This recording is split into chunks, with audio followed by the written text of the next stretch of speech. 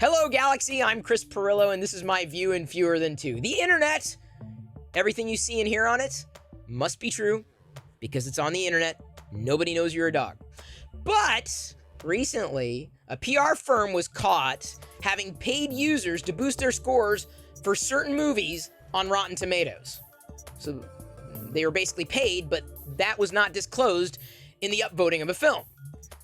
Rotten Tomatoes, of course, caught wind of this, and things have been, I believe, resolved at this point, but it gives me extreme pause, because that's just one PR firm, and one group of users, and one website.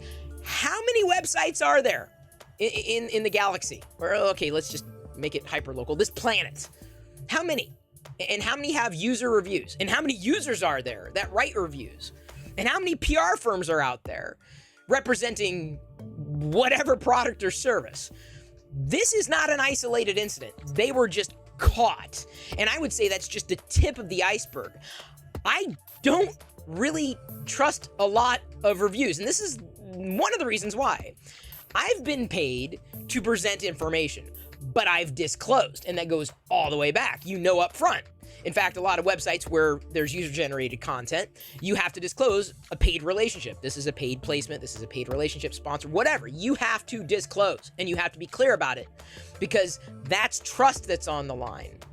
Big trust. And that's everything that fuels this ecosystem. I'm not fearful that Rotten Tomato scores are going to mean less.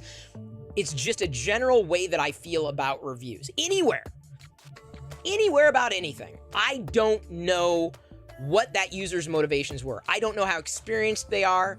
I can't trust them. Now, who do I trust? My friends, my circle. Or I trust my own eyes, my own ears.